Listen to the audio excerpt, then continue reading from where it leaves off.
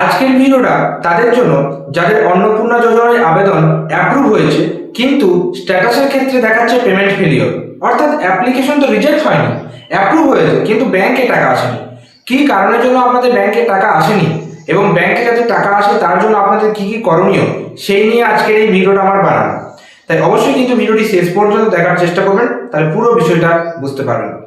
নমস্কার, আমি জয়ন্ত দাস আর আপনারা দেখছেন ডিজিটাল বাংলা চ্যানেল, যেখানে আমি ব্যাংকিং বিষয়ক ভিডিও, ইম্পর্টেন্ট ডকুমেন্ট এবং সরকারি যে কোনো আপডেট রিলেটেড ভিডিও এই চ্যানেলে আপলোড করে থাকি। তাই অবশ্যই চ্যানেলটাকে সাবস্ক্রাইব করে রাখতে পারেন যদি চ্যানেলটাকে ভরসার যোগ্য মনে হয়।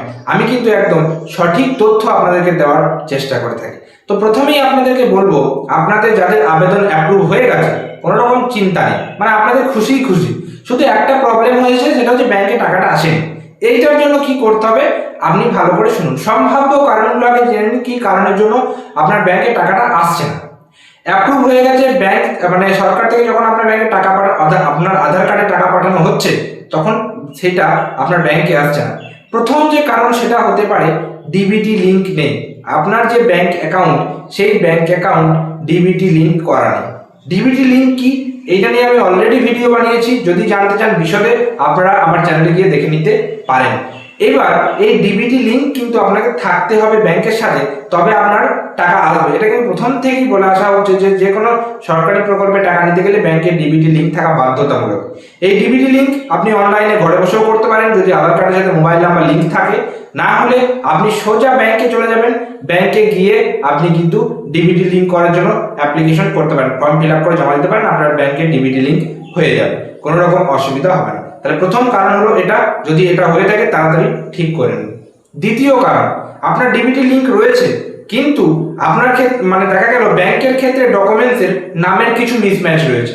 মনে করুন আপনার আধার কার্ডে নাম রয়েছে, ঠিক আছে, আমার দেখা গেল নাম হচ্ছে জয়ন্তা, আমি লাস্টে টি-এ লিখি, এবার আমার ব্যাংক অ্যাকাউন্টের নাম আছে টি-ও, অথচ আমার ব্যাংক অ্যাকাউন্টে টি-ও ছিল, আমার আধার কার্ডেও টি-ওই ছিল আগে, কিন্তু আমি আধার কার্ডটা আপডেট করে টি-এ করে নিয়েছি, কিন্তু আমার ডিবিটি লিংকটা থেকে গেছে। যখনই আমার আধার কার্ডে তারা টাকাটা পাঠাচ্ছে, আমার আধার কার্ড থেকে যখন ব্যাংকে টাকা যাবে, নামের ক্ষেত্রে মিসম্যাচ হয়ে যাচ্ছে, টাকা আর আসছে না। অর্থাৎ নামের মিসম্যাচের ক্ষেত্রেও কিন্তু এটা হতে পারে। আধার কার্ডে যা ডিটেলস দেওয়া আছে, সেই ডিটেলস একদম প্রপারভাবে, সেই ডিটেলস অনুযায়ী ব্যাংকের সাথে যেন মিল থাকে। আর সেটা হতে পারে নাম, ডেট অফ বার্থ, এই সমস্ত জিনিসগুলো কিন্তু একদম প্রপারলি মানে ম্যাচ থাকে। যে কোনো ডকুমেন্ট, সমস্ত ডকুমেন্টে যেন একই জিনিস কিন্তু থাকে, এইটা আপনাকে কনফার্ম করতে হবে। তো এই হচ্ছে মেইনলি দুটো কারণ, যে দুটো কারণের জন্য আপনার ব্যাংকে টাকা আটকাতে পারে। আরও একটা কারণ রয়েছে যেটা অবশ্যই ভালো করে শোনা উচিত। দেখা গেল আপনার ডিবিটি লিংক রয়েছে, আধার কার্ডও সব কিছু ঠিক আছে, ব্যাংকেও ঠিক আছে, কোথাও কোনো প্রবলেম নেই। প্রবলেম হচ্ছে এই জায়গাতে আপনি বহুদিন আপনার ব্যাংক অ্যাকাউন্টটা ব্যবহারই করেননি, যার ফলে ব্যাংক অ্যাকাউন্ট ডরমেন্ট হয়ে গেছে। এবং আমি ব্যাংকিং বিষয়ে ভিডিও যখন বানিয়েছি, আগে 2-3টে ভিডিও আগে আপনারা দেখে নেবেন, যে ডরমেন্ট হয়ে গেলে অ্যাকাউন্ট যখন, তখন আপনার অ্যাকাউন্টে না তো টাকা আসবে, না তো টাকা ঢুকবে, না আপনি টাকা তুলতে পারবেন, না আপনার অ্যাকাউন্ট টাকা আপনি জমা করতে পারবেন, না তুলতে পারবেন। এটা একটা কারণ হতে পারে যে আপনি দীর্ঘ সময় মানে আপনি যদি ব্যাংক অ্যাকাউন্ট লেনদেন না করেন, সেক্ষেত্রে ডরমেন্ট হয়ে গেছে, যার ফলে কিন্তু টাকা আসছে না। বা কোনো কারণবশত আপনার অ্যাকাউন্ট বন্ধ হয়ে গেছে, বন্ধ হয়ে গেলে মোটামুটি যদি হোল্ড হয়ে থাকে অ্যাকাউন্ট, টাকা ঢুকে যাবে, কিন্তু মোটামুটি ডরমেন্ট হয়ে গেলে তখন কিন্তু আপনার ওই সাময়িকভাবে যদি অ্যাকাউন্ট বন্ধ হয়ে যায়, তখন কিন্তু টাকা ঢুকবেও না আর বেরোবেও না। এই জিনিসগুলো আপনাকে মাথায় রাখতে হবে। তাহলে এই 3টে কারণের মধ্যে আপনার কোন কারণটা রয়েছে সেইটাকে আগে সলভ করুন, তাহলে আপনার টাকা ঢুকে যাবে। এটা কিন্তু ভালো করে মাথায় রাখবেন। সরকার এমনি নয় ঘাম খেয়ে নিল, সরকারের মনে হলো আপনার টাকা আটকে দিল, তা কিন্তু নয়। এই কারণগুলোর মধ্যে কোনটা আপনার অবশ্যই ঠিক করে নিন, যেই ঠিক করে নেবেন আপনার টাকা চলে আসবে।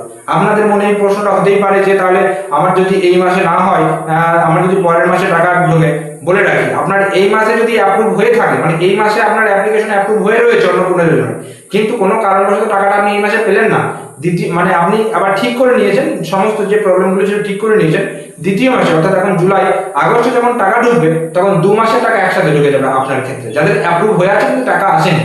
এটা ভালো করে মাথায় ঢুকিয়ে নিন। তো এটাই ছিল ছোট্ট একটা ইনফরমেটিভ যেটা বলতে পারেন, ইনফরমেশন বলতে পারেন, ইনফরমেটিভ ভিডিও। তো আশা করি সঠিক তথ্যটা আপনাদেরকে জানানোর চেষ্টা করতে পারলাম। এবং এগুলো খুবই বেসিক জিনিস, তাও অনেকের খুব চিন্তা হয়, খুব টেনশন হয় যে কেন হচ্ছে না, না হচ্ছে না। এই জিনিসগুলো একটু দেখে নেবেন। এর মধ্যে আপনার কোন কারণের জন্য টাকা ঢুকছে না বলে আপনার মনে হয় অবশ্যই কমেন্টে জানাবেন। এই ভিডিওটা একটু বেশি করে শেয়ার করে দেবেন সেই সমস্ত ব্যক্তিদের কাছে বা সেই সমস্ত মহিলাদের কাছে যাদের এই রকম প্রবলেম দেখাচ্ছে যে পেমেন্ট ফেলিওর কিন্তু অ্যাপ্লিকেশন অ্যাপ্রুভ। তো এই হচ্ছে ব্যাপার, এই প্রবলেমগুলো সলভ করেন। তো আজকের ভিডিও এ পর্যন্তই, দেখা হচ্ছে পরের কোনো ভিডিওতে। ততক্ষণ পর্যন্ত প্রত্যেকে সুস্থ থাকবেন, ভালো থাকবেন। টাটা এবং ধন্যবাদ সকলকে।